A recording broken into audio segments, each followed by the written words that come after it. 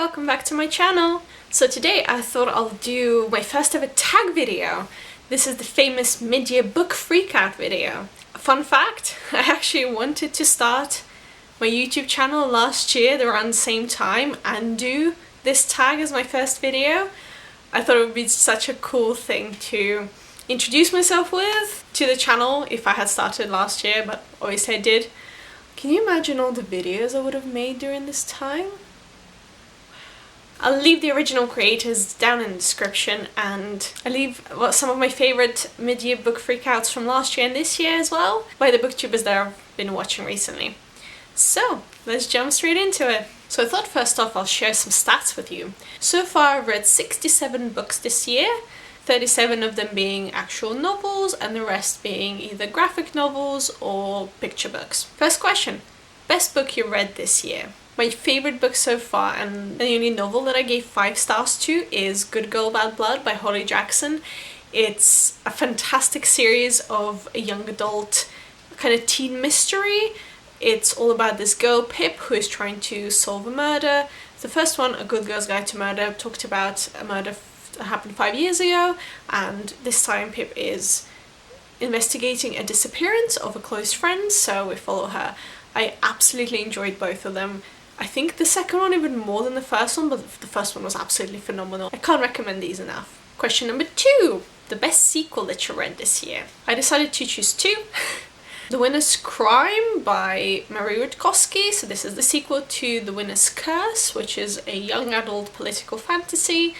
I really enjoyed this series. The first book was really good, but the second one really is amazing. I can't recommend it enough. It's so fun, it has so much intrigue, great romance, and really well politically structured as well. Second choice is quite a recent read. I haven't actually spoken about it on my channel yet. It's the 4th book in the Wayward Children series by Sean Maguire, called In an Absent Dream. It's following one of the characters that was introduced in the first book, Catherine Lindy, and it basically tells her story of going in and out of one of these fantastical magical doors, a la think like Narnia. I adored this book. Out of the whole series, this is probably one of my favourites. Number 3, new release that I haven't read yet, but I'm really looking forward to. Forest of Souls by Laurie M. Lee. This just came in the post yesterday. I'm so excited. This is a brand new young adult fantasy release, which is all about this main character, Saoirse. I think that's how you pronounce it. It's a really interesting spelling. Suddenly her best friend is killed and she finds out that she has powers, and she brings her friend back to life, and then she's summoned by this Forest of Souls that is trying to basically, I guess, train her in her powers and try to help the world. I've heard fantastic things. It has been raved about, I think as much as The Bone Crier's Moon, maybe a little bit less, but I really want to get to this. Also, I guess just mentioned Maria Rutkowski's The Midnight Lie, came out earlier, I think in March. It's a continuation, sort of set in the same world as The Winner's Curse, and I really wanted to pick this up, and I still haven't. I don't know why, don't ask me. And also really want to pick up something called 7 Deadly Shadows by Courtney Alameda and Valin Emetani. I'm so sorry if I butchered any of those names. I don't know much about it. I just saw the cover and was like, yes, yes, I need this book. From what I gather, just quickly looking through the synopsis, it has something to do with Shinigami, gods of death. So it really reminds me of the Death Note, and I stan Death Note. Death Note is one of my favourites of all time, of any medium. I'm really excited to pick it up. I have ordered it. It's coming in the post at some point, and it will be featured in my June book haul. Oh my goodness, we're already in June. Number 4, most anticipated releases for the second half of the year. I've chosen 7 titles, so I'm just gonna quickly go through them.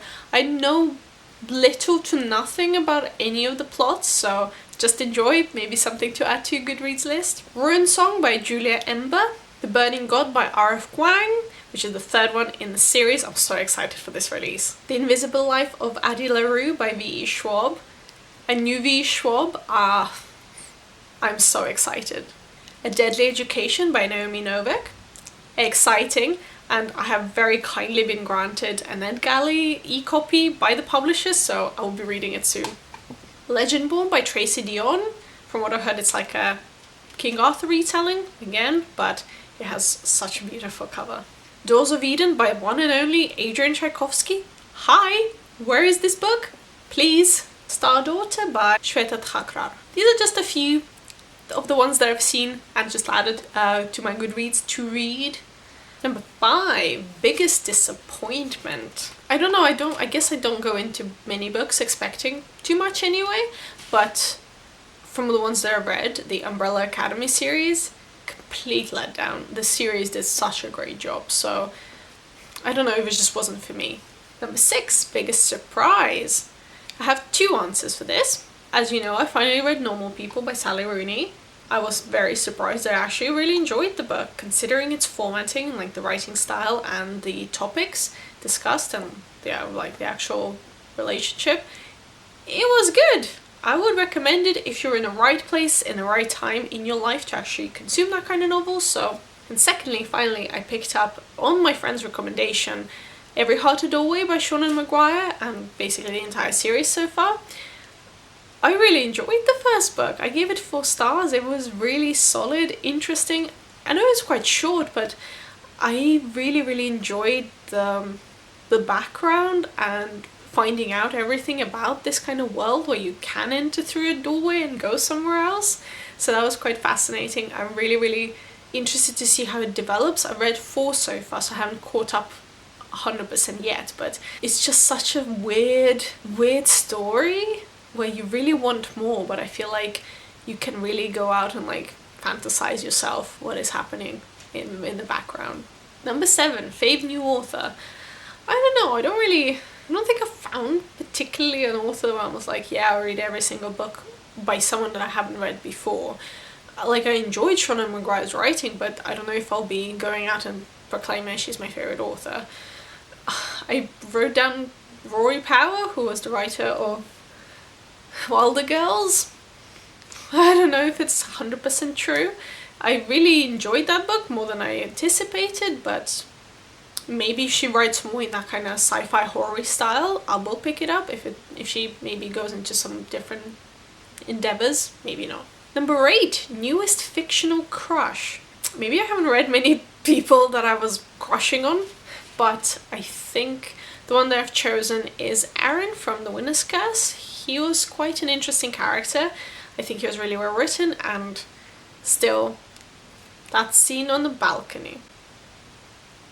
Number 9, newest favourite character. I have to go with Catherine Lundy from the Wayward children's series, especially from In an Absent Dream, because it was entirely her story, and there was something about her that I really connected with, and I was so invested in her story that when it came to an end, I was just like so gutted. I wanted more of her story, and I really want Seanan McGuire to maybe bring her more, because I know that when she goes through her life, we actually see her much later on in life than originally. Number 10, book that made you cry. I don't think I've read anything that made me cry. I don't cry while reading, not usually. I put down The Boy, the Mole, the Fox and the Horse by Charlie Mackesy. I don't know if it actually made me cry, but maybe it made me really emotional, like almost teary-eyed. It's a really beautiful, illustrated, it feels like a children's story, but it's really relevant for any age.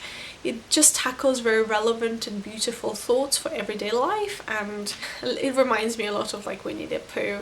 So it was a really beautiful story. I did cave in and buy it myself as well, so I would really recommend it as well. 11, book that made you happy. Actually, I was thinking a lot about this, and I don't know which book was that, and then I thought, oh, actually, Daisy Jones and the Six by Taylor Jenkins Reid. That made me really happy. It was such a fun read. I felt that high energy in it, and even in those like darker, slower moments, I was still quite enjoying it. And I think happiness while reading it, probably you can call that emotion happiness. Number 12, most beautiful books that you acquired this year, whether you were sent, gifted, or purchased them yourself. You know how I try usually not to show you my physical books if it's too much effort? Well, today I'm being treated. I got the 3 books out that I keep very neatly and tidily away so they don't get damaged. And one of them you've already seen. It's the 10th anniversary edition of The Name of the Wind by Patrick Rothfuss.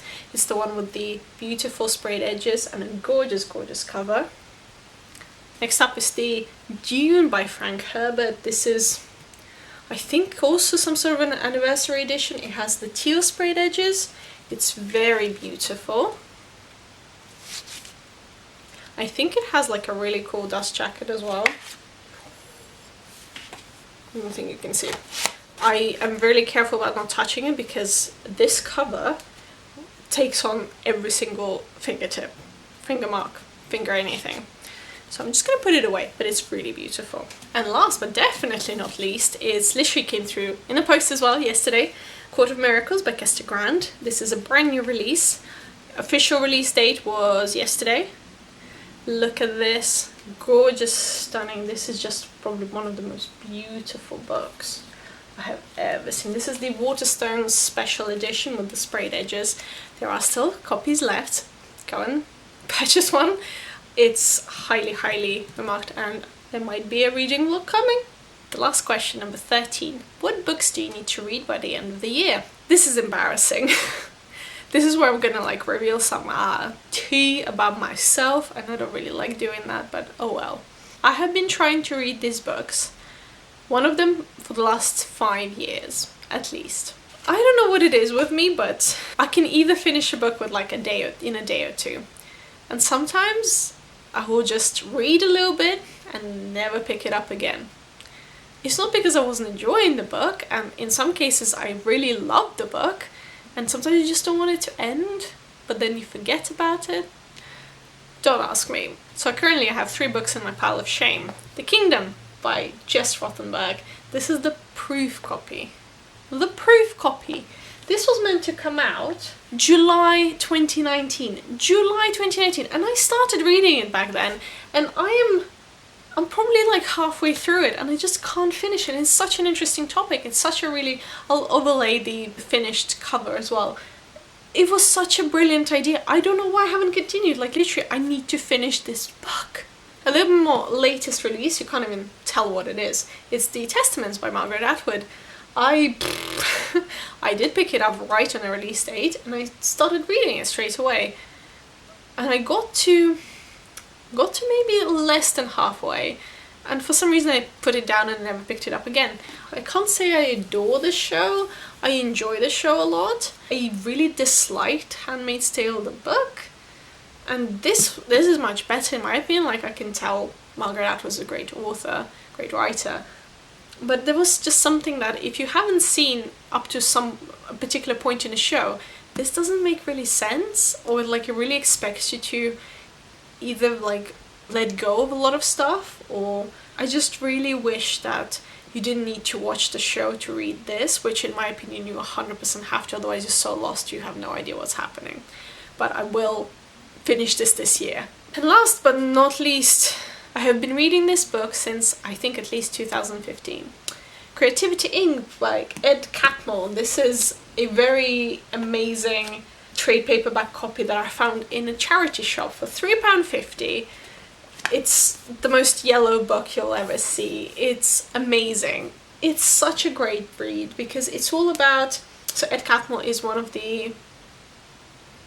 He's a president of Pixar Animation. He just did a lot of cool stuff with Pixar, and this really dives into the whole history of Pixar and some of their like unfinished stories.